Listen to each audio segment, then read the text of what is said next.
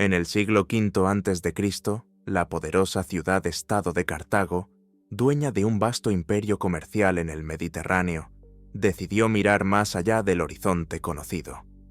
Bajo órdenes del Senado cartaginés, se organizó una expedición sin precedentes para explorar lo que había más allá de las columnas de Hércules, el estrecho de Gibraltar, y adentrarse en las aguas misteriosas del Océano Atlántico. El hombre elegido para liderar la misión fue Janón, recordado en la historia como el navegante. La empresa no era una simple aventura.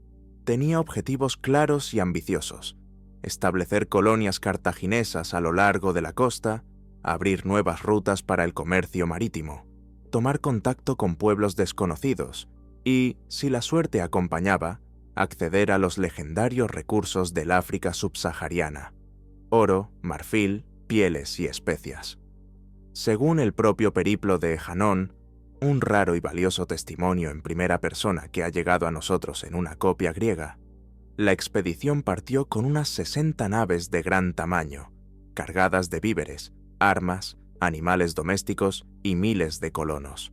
Algunos historiadores creen que las cifras pudieron estar exageradas, pero aun con una flota más pequeña, el reto era colosal. Cada barco debía resistir semanas en mar abierto, enfrentarse a corrientes desconocidas y hallar puntos seguros para reabastecerse. La primera etapa los llevó a la costa de lo que hoy es Marruecos, donde levantaron varias colonias en bahías protegidas.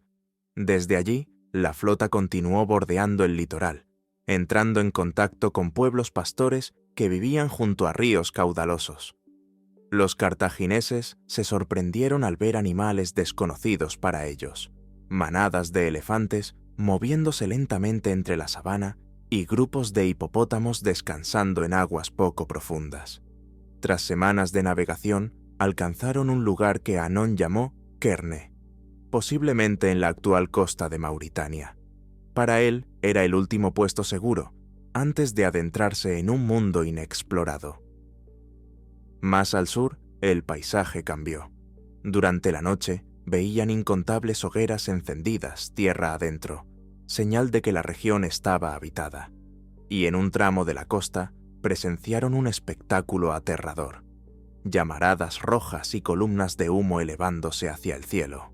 No era guerra ni incendio forestal, sino, muy probablemente, una erupción del monte Camerún, el único volcán activo de África Occidental cuya lava aún hoy desciende a veces hasta el mar. Janón y su flota seguían avanzando, cada vez más lejos de todo lo que el mundo mediterráneo conocía. Tras dejar atrás las costas iluminadas por el volcán, la flota continuó su avance hacia el sur, adentrándose en mares y tierras que ningún cartaginés había navegado antes. Fue entonces cuando llegaron a un gran golfo, un lugar que Janón describió en su crónica como el Cuerno del Sur. Allí, en las orillas selváticas, encontraron unas criaturas que dejaron a todos sin palabras. Eran seres cubiertos de pelo, de complexión robusta y porte casi humano, de una fuerza descomunal. En la copia griega del relato se las denomina gorili. Los machos agresivos y veloces resultaron imposibles de atrapar. Atacaban con tal ímpetu que los marineros apenas podían defenderse. Las hembras, menos corpulentas pero igualmente peligrosas, fueron apresadas tras un forcejeo brutal. Sin embargo, no sobrevivieron al viaje de regreso a la costa. Sus cuerpos fueron despellejados y las pieles cuidadosamente conservadas como prueba. Cuando la expedición volvió a Cartago, aquellas pieles se depositaron en el templo de la diosa Tanit, donde permanecieron expuestas durante siglos. A ojos de los ciudadanos, eran testimonio tangible de que sus marinos habían llegado a los confines del mundo conocido y habían enfrentado a criaturas nunca vistas. Pero la gesta estaba cerca de su límite. Las provisiones escaseaban, el cansancio se acumulaba y los vientos comenzaban a jugar en contra. Janón dio la orden de poner rumbo al norte. El regreso fue lento y exigente.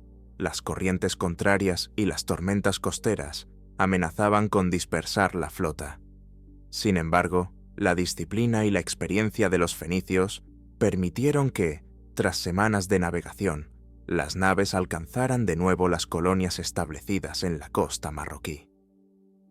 A lo largo de los siglos, algunos han considerado el relato de Hanón como una exageración o incluso un mito. Sin embargo, su descripción de paisajes, ríos, volcanes y animales coincide con la geografía real de África Occidental.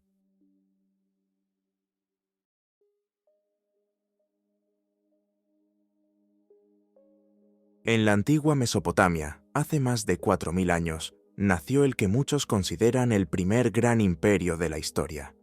Su fundador fue Sargón de Akkad, un hombre que, según la tradición, comenzó su vida como copero real antes de convertirse en un conquistador sin igual, hacia el 2340 después de Cristo. C unificó las ciudades-estados sumerias bajo un solo gobierno y extendió su autoridad a lo largo de vastas regiones del creciente fértil, desde el Golfo Pérsico hasta las costas del Mediterráneo. La capital, Akkad, se erigió como un centro político, económico y cultural sin precedentes. Allí se administraba un territorio inmenso, mediante un sistema centralizado. Sargón colocó gobernadores leales en cada ciudad conquistada, estableció rutas seguras para el comercio y formó el primer ejército permanente conocido, capaz de sofocar rebeliones y proteger fronteras. La lengua acadia sustituyó a la sumeria en la administración oficial, y el culto a la diosa Ishtar se convirtió en un elemento unificador de su imperio. Bajo el reinado de su nieto, Naram-Sin, el imperio alcanzó su apogeo.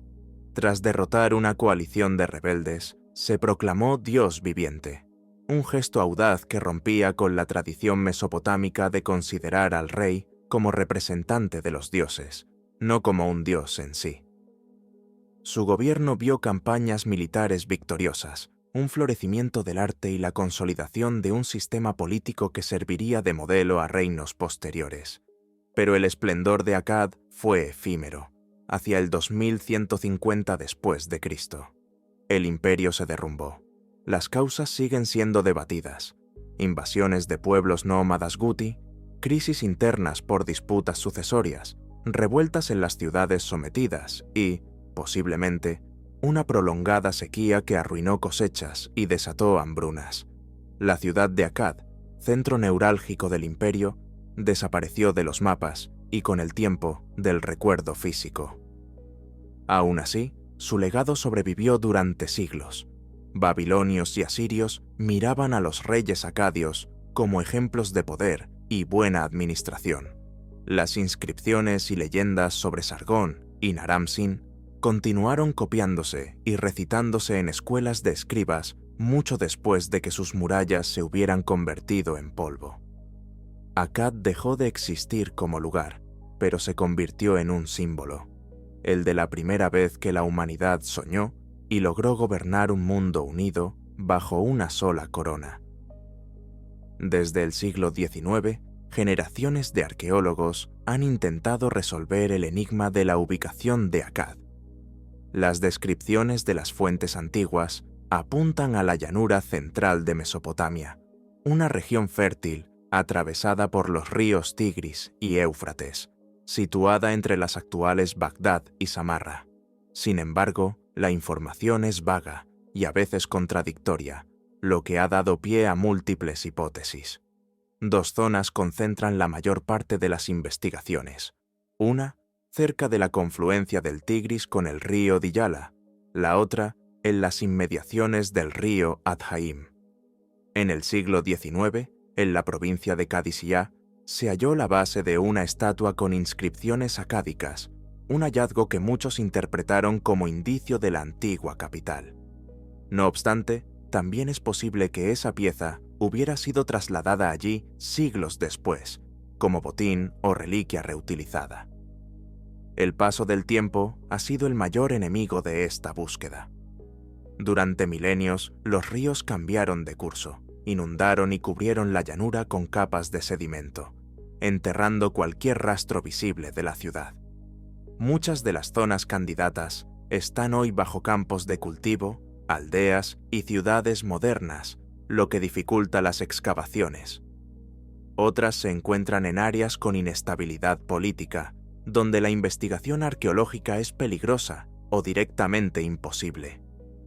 A pesar de estas dificultades, el interés por encontrar Akkad no ha disminuido.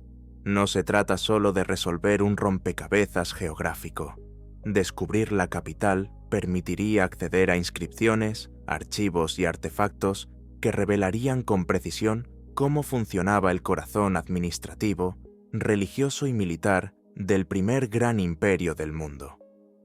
Sería como abrir una ventana directa a una época en la que por primera vez se concibió la idea de gobernar todo lo que está bajo el cielo, desde un solo centro de poder. Hasta que ese día llegue, Akkad seguirá siendo una sombra en la historia, una ciudad cuya grandeza está confirmada por las leyendas y por los logros de sus reyes.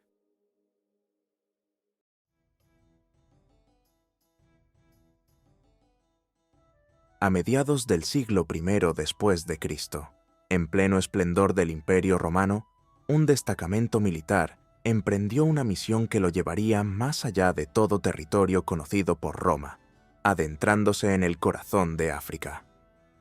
La expedición estaba al mando de un oficial llamado Septimio Flaco y partió desde la próspera ciudad costera de Leptis Magna, en la actual Libia.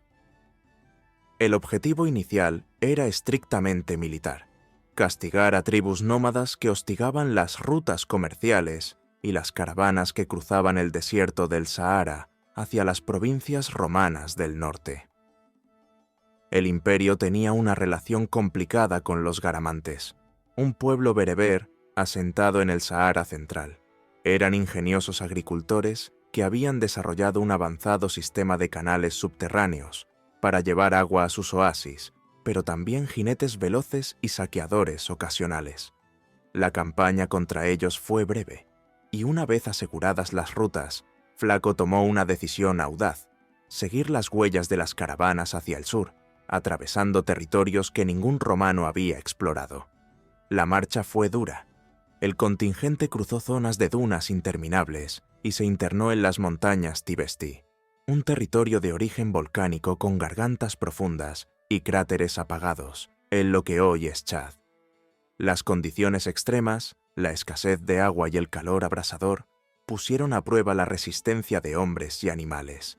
Sin embargo, tras meses de avance, el paisaje cambió. Frente a ellos se abrió una inmensa masa de agua dulce, descrita por los cronistas como el lago de los hipopótamos y rinocerontes. Era el actual lago Chad, que en aquella época cubría una extensión mucho mayor que la actual, alimentado por ríos y lluvias más abundantes. Para los legionarios, acostumbrados a las tierras áridas del Mediterráneo, aquello debió de ser un espectáculo casi irreal. Hipopótamos sumergiéndose en las aguas, rinocerontes pastando en las orillas, elefantes desplazándose en manadas y aves acuáticas en cantidades imposibles de contar. No se conservan testimonios detallados sobre el contacto con las poblaciones locales, pero es probable que hubiera intercambios de alimentos, objetos y noticias. Para los romanos, aquello era un mundo desconocido y exuberante. Para los pueblos del lago, la llegada de extranjeros armados debió de ser un acontecimiento tan asombroso como inquietante. Tras abastecerse en las orillas del lago, Flaco dio la orden de emprender el regreso. La ruta hacia el norte fue tan dura como el avance inicial. La expedición volvió a internarse en el desierto, donde el sol implacable y el calor sofocante se combinaban con ráfagas de viento, cargadas de arena, que cegaban a hombres y animales. El agua era racionada con estricta disciplina, y cada pozo encontrado en el camino se convertía en un punto vital de descanso. Muchos hombres cayeron enfermos, y algunos animales de carga no sobrevivieron a la travesía. Cuando por fin alcanzaron de nuevo territorio seguro, Flaco y sus hombres habían recorrido una distancia sin precedentes para una fuerza romana, llegando más al sur que cualquier otra expedición documentada. Sin embargo, al regresar a Roma, la hazaña no fue recibida con desfiles ni honores grandilocuentes. La campaña había sido oficialmente una operación punitiva, no una empresa de exploración, y en la capital imperial el interés se centraba más en las guerras contra germanos y partos que en un lago lejano en tierras desconocidas. Aún así, los informes de Flaco y de los cronistas que lo acompañaron dejaron huella. Por primera vez, los mapas y descripciones geográficas romanas incluyeron referencias a un enorme lago interior rodeado de ríos, bosques y animales exóticos. Con el tiempo, esta información se incorporó a obras de geógrafos como Plinio el Viejo, ampliando el conocimiento del mundo más allá de las fronteras imperiales. Hoy, hallazgos como monedas romanas descubiertas en la región de Chad y la sorprendente coincidencia entre las descripciones antiguas y la geografía real refuerzan la hipótesis de que Flaco alcanzó efectivamente el lago Chad. Su marcha, mitad campaña militar y mitad exploración, sigue siendo una de las gestas más notables de la Roma africana. En la antigua China, el poder de un emperador no dependía únicamente de su fuerza militar o de la sangre real que corría por sus venas. Su autoridad se sostenía sobre un principio sagrado, el mandato del cielo. Esta doctrina, formulada en el siglo XI después de Cristo, por la dinastía Zhou para legitimar su ascenso al trono tras derrocar a los Shang, establecía que solo podía haber un gobernante legítimo en todo el mundo civilizado, designado por el cielo, entendido como una fuerza moral y cósmica que regía el orden del universo. El mandato no era hereditario de forma automática ni estaba garantizado de por vida. Un emperador lo conservaba mientras gobernara con justicia, velara por la prosperidad del pueblo y mantuviera la armonía entre el cielo y la tierra. Pero si se volvía cruel, corrupto o incapaz de resolver crisis, el cielo retiraba su favor. Según las creencias de la época, esta pérdida se hacía evidente a través de señales inconfundibles: inundaciones, sequías, hambrunas, terremotos, epidemias o rebeliones generalizadas. En esas circunstancias, el gobernante dejaba de ser legítimo y su derrocamiento no se consideraba un acto de traición, sino un deber moral para restaurar el equilibrio. Así, la rebelión podía presentarse como una causa justa, amparada por la voluntad divina. Este principio no solo servía para justificar el cambio de dinastías, sino que también recordaba a cada emperador que su trono no era un derecho absoluto, sino una responsabilidad vigilada por el cielo y el pueblo. Este principio no solo justificó el ascenso de los Zhou tras derrotar a los Shan, acusados de corrupción, abusos y excesos rituales, sino que se convirtió en la lente a través de la cual los chinos interpretaron su propia historia. Desde entonces, cada cambio de dinastía se veía como parte de un ciclo inevitable.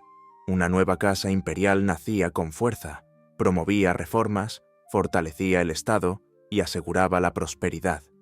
Con el tiempo, el poder se corrompía, los impuestos aumentaban, el pueblo sufría y el cielo enviaba señales de su descontento. Finalmente, una rebelión victoriosa o una invasión extranjera ponía fin al ciclo, y el mandato pasaba a manos de los vencedores. Ejemplos de este patrón abundan en los anales chinos. La dinastía Qin, que unificó el territorio pero cayó apenas 15 años después por su dureza extrema. Los Han, cuyo largo esplendor terminó en luchas internas y hambrunas. La breve dinastía Sui, reemplazada por los Tang tras levantamientos masivos, o la expulsión de los mongoles Yuan por los Ming, que se presentaron como restauradores del orden legítimo. A diferencia del derecho divino europeo, que consideraba sagrada e intocable la figura del monarca, el mandato del cielo imponía una condición: el poder debía ganarse y mantenerse mediante el buen gobierno. En teoría, un hombre nacido campesino podía llegar a emperador si demostraba virtud y capacidad, mientras que un heredero incompetente o cruel podía perder el trono, aunque perteneciera a la más ilustre de las dinastías. Durante más de 2 milenios, esta idea no solo moldeó la política, sino también la moral y la mentalidad colectiva de China. Incluso dinastías extranjeras como la Manchu Qing adoptaron el concepto para legitimar su dominio, presentándose como elegidas por el cielo para gobernar. No fue hasta el siglo XX, con la caída de la monarquía imperial y el nacimiento de la república, que el mandato dejó de tener peso político real.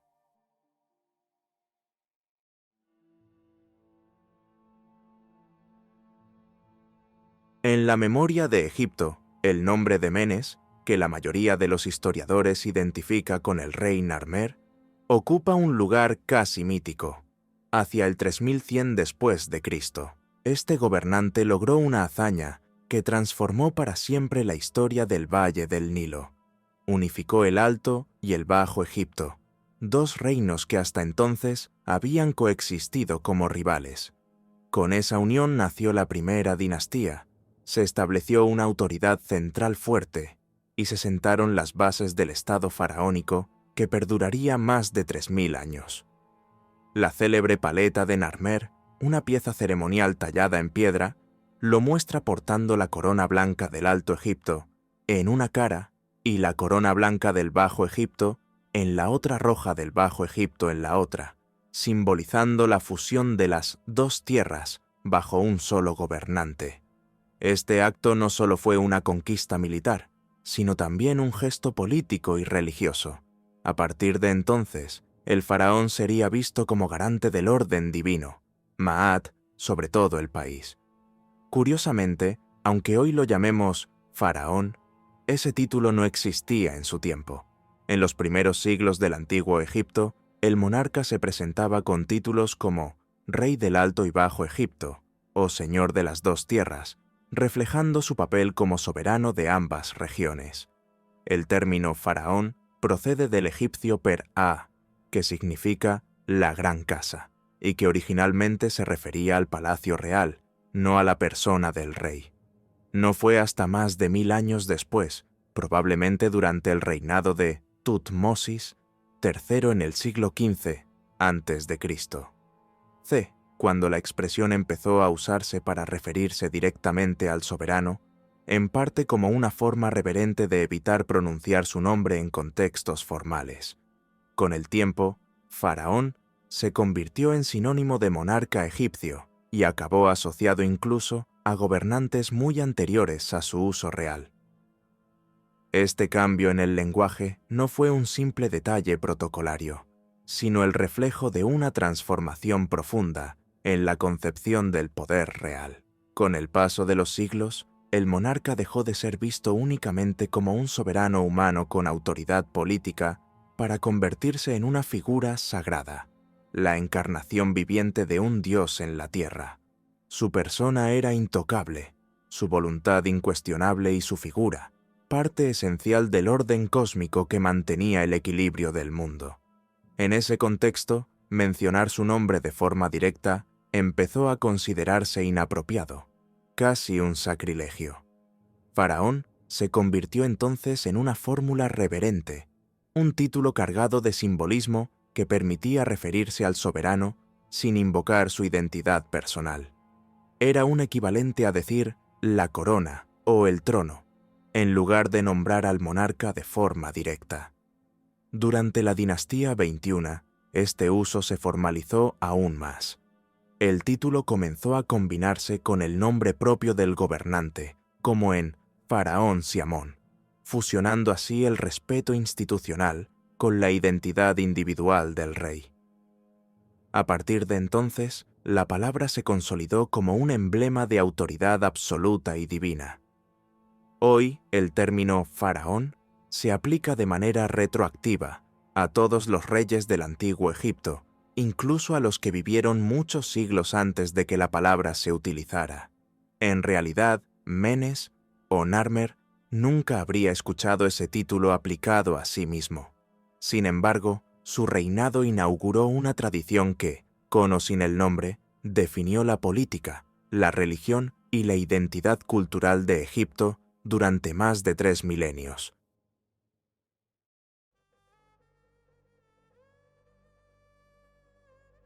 En el Egipto del siglo XXVII a.C., un hombre que no pertenecía a la realeza alcanzó un prestigio tan extraordinario que siglos después de su muerte sería venerado como un dios. Su nombre era Imhotep, el que viene en paz.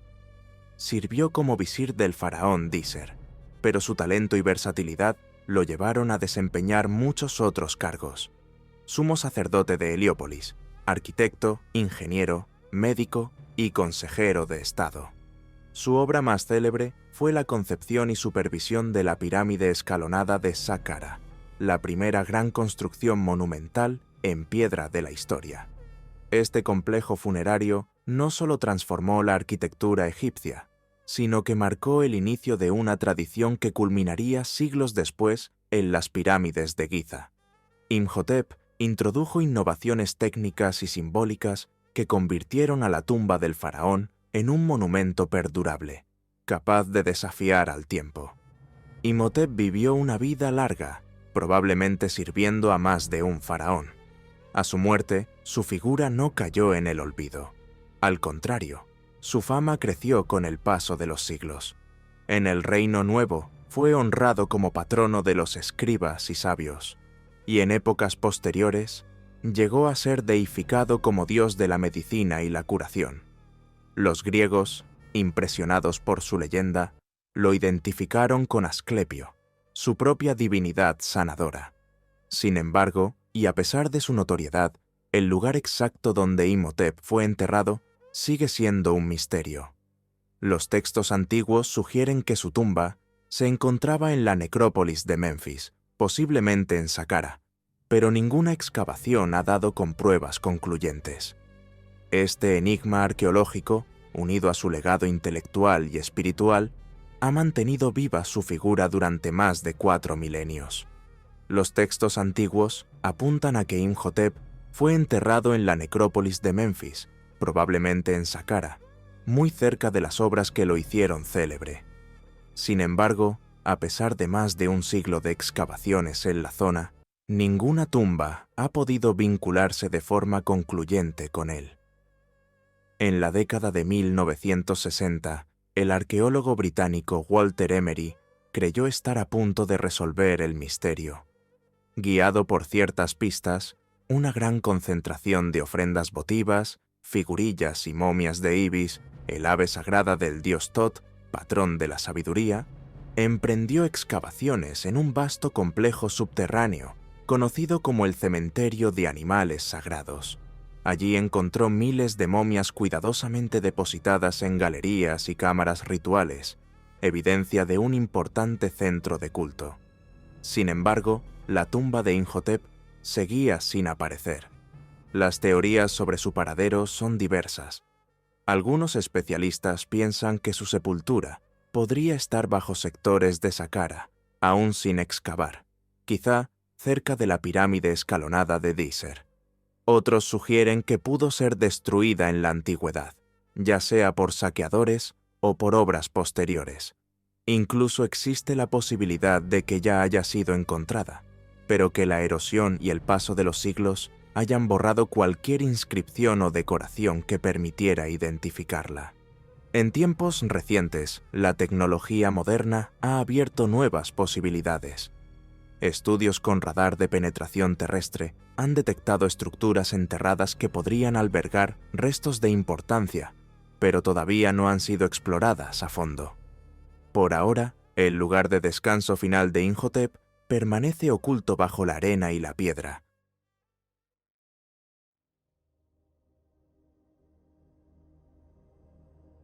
En 1898, durante excavaciones en la necrópolis de Saqqara, un equipo de arqueólogos descubrió un objeto que no encajaba del todo con el resto del ajuar funerario. Se trataba de una pequeña figura de madera de sicomoro, datada hacia el 200 a.C., con forma de ave y una envergadura de apenas 20 centímetros.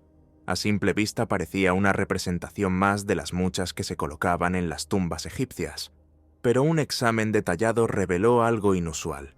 Las alas eran rectas y horizontales, carecía de patas, y la cola, en lugar de estrecha y puntiaguda como la de un pájaro real, era ancha y plana, con una forma que recordaba más a un timón o estabilizador de avión que a una cola natural. Desde su hallazgo, el llamado pájaro de Saqqara ha desconcertado tanto a historiadores como a aficionados a la arqueología. La interpretación más aceptada lo considera un amuleto o un objeto ritual, ya que en la simbología egipcia, las aves, y en especial los halcones, estaban estrechamente vinculados a divinidades como Horus, dios del cielo y la realeza, y Ra, el dios solar. En ese sentido, podría haber sido depositado como ofrenda para proteger al difunto o para guiar su espíritu en su viaje al más allá. Otras teorías más prácticas lo ven como un simple juguete infantil, tallado con habilidad para imitar el vuelo de un ave cuando se lanzaba al aire, o incluso como la veleta decorativa de una embarcación sagrada utilizada en procesiones religiosas.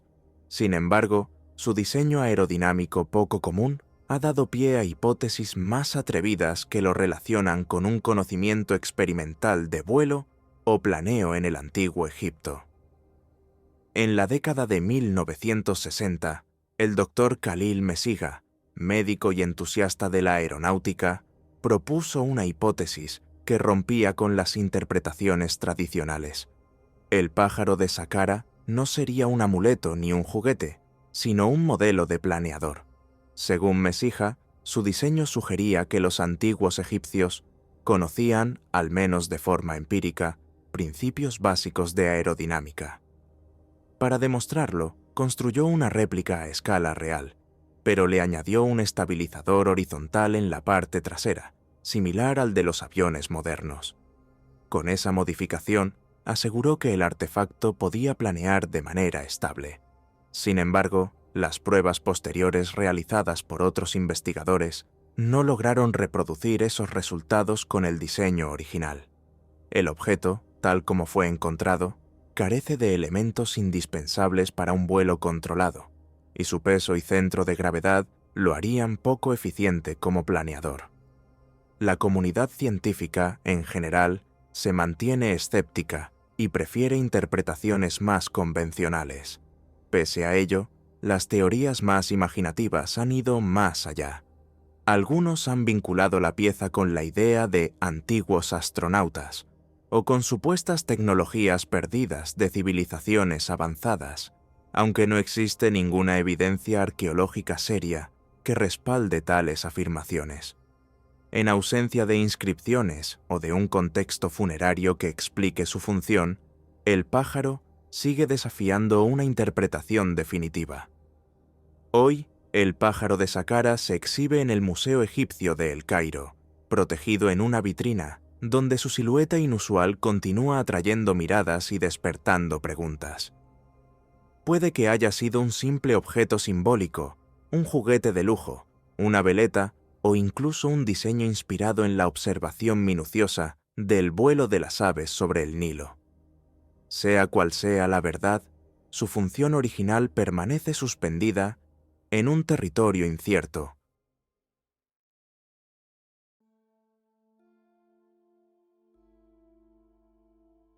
Hacia el año 600 a.C., el faraón Necao II de Egipto, empeñado en fortalecer la influencia marítima de su reino y abrir nuevas rutas comerciales, ordenó una empresa sin precedentes: enviar una flota para circunnavegar todo el continente africano.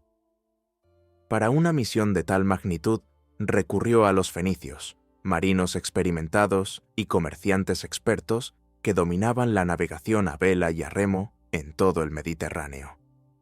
La expedición partió desde el Mar Rojo con instrucciones claras: avanzar siempre hacia el sur, seguir la costa occidental africana al doblar su extremo, y finalmente regresar al Mediterráneo para entrar de nuevo en Egipto. El objetivo era doble: explorar y cartografiar territorios desconocidos y evaluar las posibilidades de establecer rutas marítimas permanentes que conectaran el Nilo con los recursos de las lejanas tierras africanas. El relato más antiguo de esta empresa lo dejó Heródoto, escribiendo unos 150 años después. Según su crónica, el viaje duró 3 años completos. Cada vez que se aproximaba el otoño, la flota atracaba en algún punto de la costa, desembarcaba y sembraba grano en terrenos fértiles cercanos. Pasaban allí el tiempo necesario hasta cosechar lo suficiente para reabastecerse antes de reemprender la navegación. Tras avanzar durante meses por costas cada vez más desconocidas, los marinos doblaron un punto extremo en el sur del continente. Allí observaron algo que sorprendió incluso a Heródoto. El sol aparecía en el lado norte del cielo. En su época, aquello parecía imposible, pero hoy sabemos que esa observación solo puede producirse si se ha cruzado el ecuador terrestre, confirmando que navegaron por el hemisferio sur. Finalmente, la flota tomó rumbo norte, bordeó la costa occidental de África, atravesó las columnas de Hércules, el actual estrecho de Gibraltar, y regresó a Egipto, cerrando una de las expediciones más largas y ambiciosas de la antigüedad. El detalle más llamativo que transmitió Heródoto fue que, en cierto punto de la travesía, los marineros afirmaron haber visto el sol al norte de su posición. El propio historiador griego lo consideró imposible, pero la ciencia moderna confirma que este fenómeno solo puede observarse al cruzar el ecuador y navegar por el hemisferio sur. Este dato, aparentemente menor, es uno de los indicios más sólidos de que la expedición pudo haber llegado hasta las aguas próximas al extremo meridional de África. No existen pruebas arqueológicas directas que confirmen la circunnavegación, pero sí evidencias de que era técnicamente posible. Las embarcaciones fenicias, construidas con cascos robustos y equipadas con vela y remo, eran capaces de resistir largas travesías oceánicas y de aprovechar tanto las corrientes como los vientos estacionales para cubrir distancias enormes. Los conocimientos náuticos de los fenicios, combinados con su experiencia en navegación de cabotaje y mar abierto, les daban las herramientas necesarias para emprender semejante empresa. En 2008, un experimento moderno demostró esta viabilidad. Una réplica fiel de un barco fenicio completó la vuelta a África en 2 años, siguiendo rutas y técnicas similares a las que podrían haber usado hace más de 2600 años. Este logro moderno no prueba la expedición de Necao II, pero sí refuerza la idea de que no era una fantasía imposible. Si el viaje tuvo lugar tal y como se relata, habría sido un adelanto de casi 2 milenios respecto a las exploraciones portuguesas del siglo XV, situando a Egipto y a los fenicios como pioneros en una de las mayores hazañas náuticas de la historia.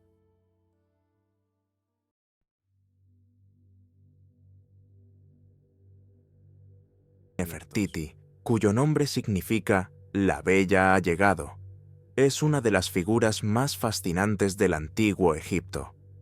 Fue la gran esposa real del faraón Akenatón durante la 18ª dinastía, en el siglo XIV a.C., y compartió con él el poder en uno de los periodos más singulares de la historia egipcia, la instauración del culto exclusivo a Atón, el disco solar en detrimento de los dioses tradicionales.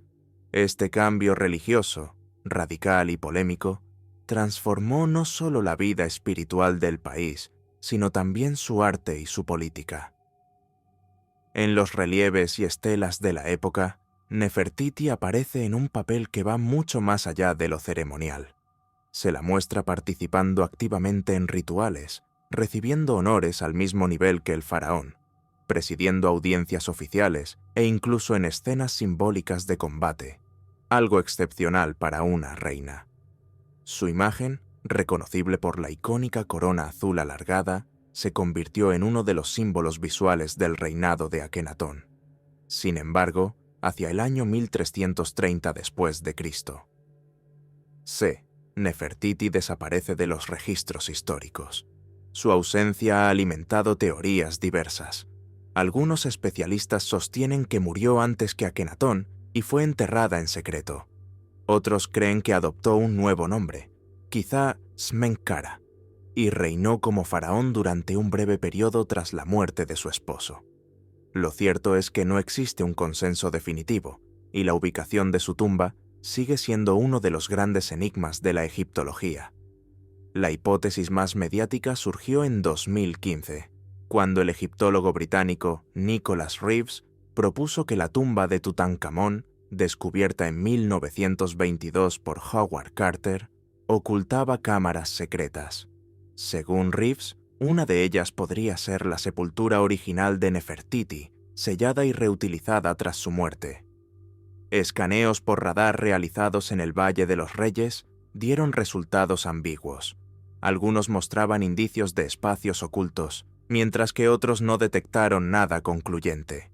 Hasta el momento, no se han abierto pasadizos ni encontrado restos que confirmen la teoría, y el misterio sigue intacto. Nefertiti, con su belleza legendaria, su poder político y el aura de su desaparición, continúa siendo un símbolo de intriga histórica, atrapada entre el esplendor de Amarna y el silencio de una tumba que, si existe, aún permanece oculta. Otra línea de investigación sugiere que Nefertiti fue enterrada originalmente en la necrópolis real de Amarna, la ciudad que ella y Akenatón fundaron como capital del nuevo culto a Atón. Cuando la ciudad fue abandonada tras la restauración de los antiguos dioses, sus restos habrían sido trasladados en secreto a Tebas para protegerlos de posibles profanaciones. Esta hipótesis explicaría la ausencia de una tumba identificada en Amarna y la dificultad para rastrear su paradero definitivo. En años recientes, el arqueólogo Zahi Hawass ha planteado otra posibilidad, que Nefertiti podría ser una de las momias sin identificar halladas en la tumba K-21, en el Valle de los Reyes.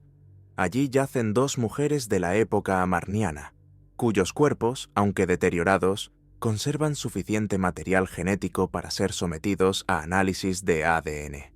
Estos estudios, que buscan vínculos familiares con otras momias reales, podrían confirmar o descartar esta teoría. Sin embargo, los resultados definitivos aún no se han dado a conocer, alimentando la expectación. Hasta que nuevas pruebas salgan a la luz, la mujer cuyo rostro ha quedado inmortalizado en uno de los bustos más famosos del mundo, seguirá envuelta en un halo de misterio.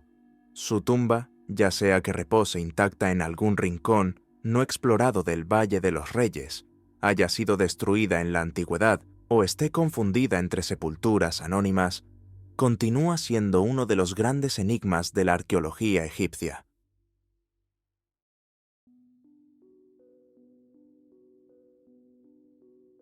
Entre los hallazgos más enigmáticos del antiguo Imperio Romano, destaca un objeto de bronce hueco con 12 caras pentagonales perfectamente planas. En el centro de cada cara se abre un pequeño orificio circular, y de cada vértice sobresale una protuberancia esférica cuidadosamente fundida. La precisión de su elaboración indica que fue obra de un artesano experimentado y que su fabricación requirió moldes complejos y un acabado minucioso. Ningún ejemplar es idéntico a otro. Varían en tamaño, peso y diámetro de los orificios, lo que sugiere que no se fabricaban en serie, sino de forma individual. Tampoco llevan inscripciones, relieves o marcas que indiquen su función. Desde el siglo XVIII se han recuperado más de un centenar de estos objetos, conocidos como dodecaedros romanos, pero todos provienen de las provincias del noroeste del imperio, principalmente Galia, Britania y Germania, sin que se haya hallado ninguno en Italia, Hispania o el Mediterráneo oriental. Los contextos de hallazgo también son variados. Algunos aparecieron en fortificaciones militares, otros en villas rurales, y no faltan casos en los que se encontraron junto a tesoros de monedas, lo que indica que eran posesiones valiosas para sus dueños. El hecho de que su distribución geográfica sea tan específica y que no existan referencias escritas en la literatura romana ha convertido a estos objetos en uno de los misterios más persistentes de la arqueología clásica. La función de los dodecaedros romanos sigue siendo un enigma sin resolver. Las hipótesis son numerosas y a menudo contradictorias. Algunos investigadores han propuesto que se trataba de instrumentos de medición, quizá para calcular distancias, estimar el tamaño de objetos a cierta altura o incluso planificar construcciones, aunque el hecho de que carezcan de marcas de calibración reduce la solidez de esta teoría. Otros han sugerido que pudieron servir como candelabros, pero la base abierta permitiría que la cera derretida se derramara, lo que hace poco práctico su uso. Una de las hipótesis más populares, especialmente en círculos de recreación histórica, sostiene que eran herramientas para tejer guantes mediante técnicas hoy olvidadas, algo que tendría sentido en las frías provincias del norte del imperio. Sin embargo, hasta ahora no se ha encontrado ninguna representación, texto o prueba directa que confirme este uso. También se han planteado interpretaciones más simbólicas, dados rituales, amuletos de origen celta o simples piezas decorativas. La concentración geográfica de estos objetos en regiones con fuerte herencia celta ha llevado a pensar que podrían tener un significado religioso local, adoptado y adaptado durante el dominio romano. Otra posibilidad es que fueran objetos de prestigio, fabricados para demostrar destreza metalúrgica y usados como símbolo de estatus por las élites provinciales. Su rareza, sumada al esmero en su elaboración, encajaría con un uso ceremonial o de ostentación. Hasta que aparezca una referencia escrita o un hallazgo arqueológico que los vincule de forma inequívoca con una herramienta o un ritual específico, los dodecaedros romanos seguirán siendo uno de los grandes misterios de la antigüedad.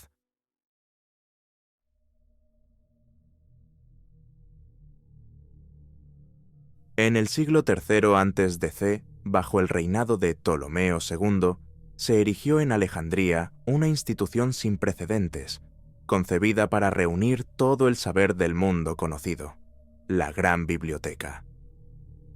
Integrada dentro del Mouseion, un complejo dedicado a las artes, la filosofía y las ciencias, se convirtió en el corazón intelectual del Mediterráneo. Sus depósitos, compuestos por cientos de miles de rollos de papiro, almacenaban obras procedentes de Grecia, Egipto, Mesopotamia, India e incluso de regiones tan lejanas como China. La política era clara y ambiciosa. Todo barco que atracara en el puerto de Alejandría debía entregar cualquier manuscrito que llevara a bordo. Los escribas lo copiaban cuidadosamente y el original quedaba custodiado en la biblioteca, mientras la copia se devolvía a su propietario. Así, cada llegada de mercancías y viajeros significaba también la llegada de ideas, mitos, descubrimientos y técnicas. En sus salas trabajaban algunos de los eruditos más brillantes de la antigüedad. No se limitaban a preservar el conocimiento existente, lo ampliaban. Traducciones de textos extranjeros, compilaciones enciclopédicas y tratados originales enriquecían constantemente los fondos. Fue allí donde Eratóstenes midió la circunferencia de la Tierra con una precisión sorprendente para su época, y donde Aristarco de Samos propuso que la Tierra giraba alrededor del Sol, adelantándose casi 2 milenios al heliocentrismo de Copérnico. También se hicieron avances en medicina, cartografía y mecánica, sentando bases que influirían en civilizaciones futuras. La Gran Biblioteca no era solo un archivo monumental, sino un motor de innovación y un símbolo de la ambición intelectual del Egipto helenístico. Era el lugar donde un sabio podía acceder a la suma del conocimiento humano y, desde ahí, proyectar nuevas teorías para explicar el mundo. El final de la Biblioteca de Alejandría es uno de los misterios más debatidos de la historia. Las fuentes antiguas ofrecen relatos fragmentarios y, en ocasiones, contradictorios. Algunos cronistas culpan al gran incendio provocado durante la campaña de Julio César en el 48 a.C. C. Cuando las llamas que consumieron los barcos en el puerto pudieron haberse extendido a los depósitos de papiros. Otros señalan la destrucción parcial sufrida bajo el emperador Aureliano en el siglo III, durante las guerras para recuperar la ciudad de manos de la reina Zenobia de Palmira. También existe la teoría de que la biblioteca no cayó en un único cataclismo, sino que se extinguió lentamente. A lo largo de siglos, habría sido víctima de múltiples episodios de saqueo, negligencia y abandono, hasta llegar a su desaparición definitiva durante las purgas religiosas de la Antigüedad tardía, cuando el fervor por imponer la ortodoxia llevó a la destrucción de templos, santuarios y cualquier obra considerada herética o pagana. Sea cual fuere la causa, las consecuencias fueron irreparables. En sus estanterías probablemente reposaban obras únicas de astronomía babilónica, tratados médicos indios, textos filosóficos griegos desconocidos, mapas detallados de exploraciones y relatos históricos perdidos para siempre. La magnitud de la pérdida es incalculable. Cada rollo destruido representaba años de trabajo, observación y memoria cultural que la humanidad jamás podrá recuperar. La Biblioteca de Alejandría, que nació como un faro de conocimiento universal, se convirtió en símbolo de la fragilidad del saber cuando se concentra en un único lugar.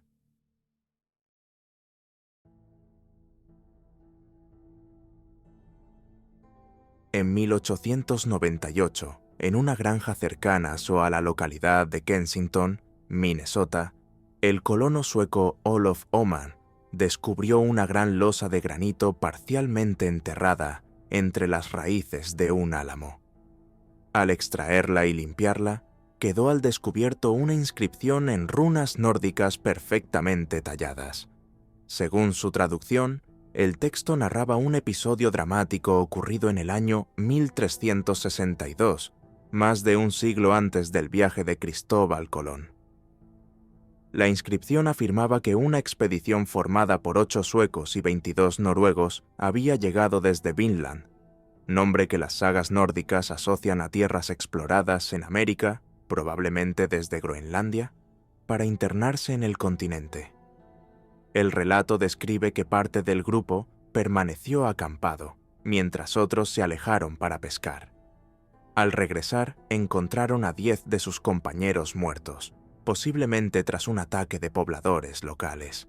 El mensaje, grabado de forma concisa pero clara, parecía ser tanto un testimonio como una advertencia para quien encontrara la piedra en el futuro. El hallazgo planteaba una posibilidad sorprendente: que exploradores escandinavos hubieran penetrado profundamente en el interior de Norteamérica, a más de 1000 kilómetros de la costa, mucho antes de la llegada de los europeos en la Edad Moderna. De ser auténtica, la piedra no solo ampliaría el alcance conocido de los viajes vikingos, sino que reescribiría una parte clave de la historia de la exploración. El hallazgo desató una polémica que, más de un siglo después, sigue sin resolverse. Desde el principio, filólogos y arqueólogos se dividieron en bandos opuestos. Quienes defendían su autenticidad señalaban que algunas de las formas lingüísticas y ciertas grafías coincidían con variantes documentadas del nórdico medieval, lo que hacía improbable que un granjero de finales del siglo XIX pudiera inventarlas con precisión. Los detractores, en cambio, argumentaban que el texto contenía giros y palabras que parecían sacados del sueco moderno, así como runas cuya forma encajaba mejor con modelos usados siglos después del supuesto grabado. A lo largo del tiempo, se han aplicado métodos más sofisticados para examinar la piedra. Se han estudiado la pátina y el desgaste de las tallas, así como la mineralización en las ranuras, buscando determinar si la inscripción fue hecha hace más de 600 años o apenas unas décadas antes de su hallazgo. Los resultados, sin embargo, han sido ambiguos. Algunos análisis sugieren una antigüedad considerable, mientras que otros apuntan a un origen más reciente. La falta de un contexto arqueológico claro, no apareció en un estrato sellado, ni junto a otros objetos de la misma época, ha impedido zanjar el debate. Si la piedra es auténtica, representaría la prueba más sólida de que exploradores escandinavos no solo llegaron a las costas de América del Norte, sino que penetraron profundamente en su interior. Si es falsa, estaríamos ante una de las falsificaciones más ingeniosas y duraderas de la arqueología americana. Hoy, la piedra rúnica de Kensington se exhibe en el Runestone Museum de Minnesota, protegida tras una vitrina. Allí, sigue fascinando a visitantes de todo el mundo, atrapada entre la historia y la leyenda.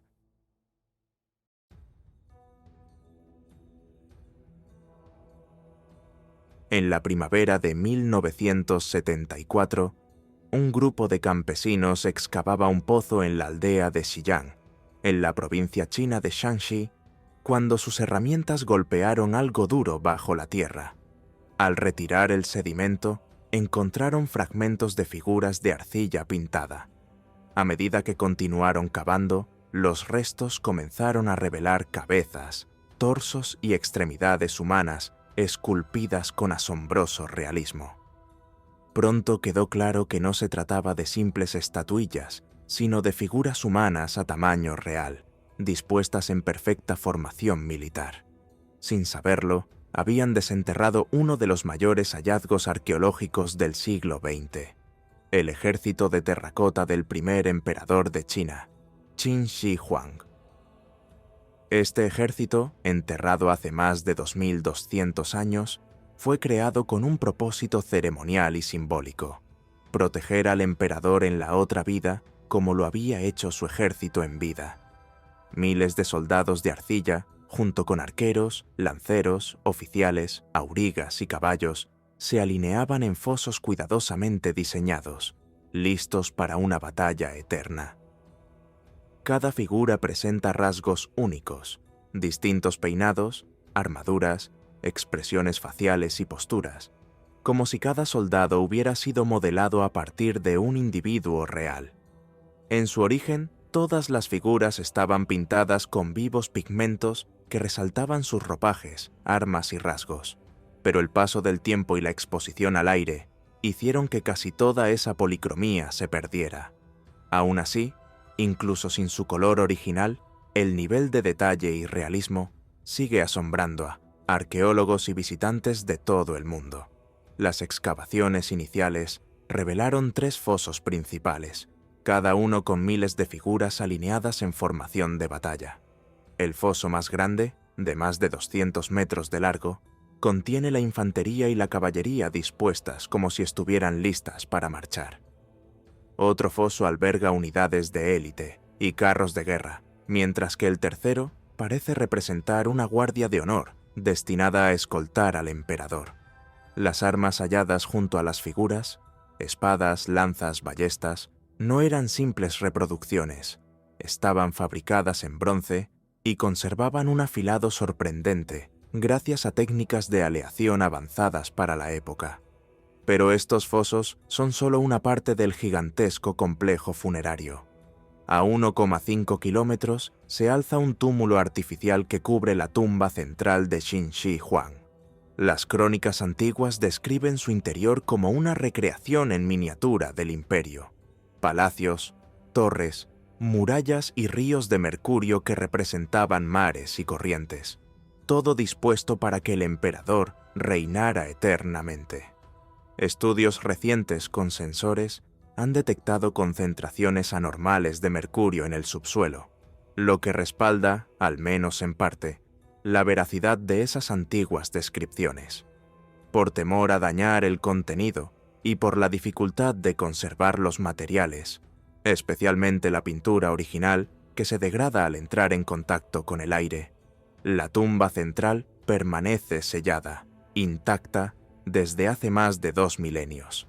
Cada campaña de excavación en los fosos periféricos sigue aportando nuevas piezas y detalles, ampliando nuestra comprensión de la logística, la artesanía y la organización militar de la China de finales del siglo III a.C.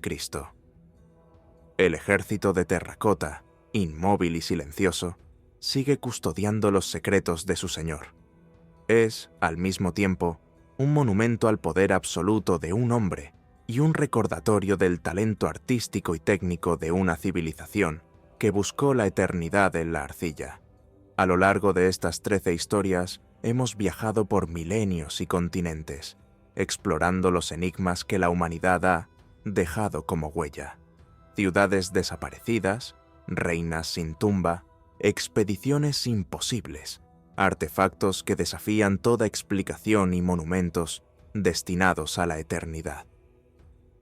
Cada uno de estos relatos nos recuerda que el pasado aún guarda secretos y que, por más que creamos conocer nuestra historia, siempre hay páginas por descubrir. Si alguna de estas historias ha despertado tu curiosidad, comparte en los comentarios cuál ha sido tu favorita.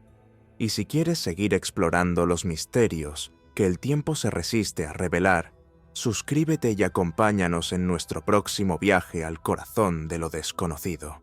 El pasado todavía tiene mucho que contarnos, solo hay que estar dispuesto a escucharlo.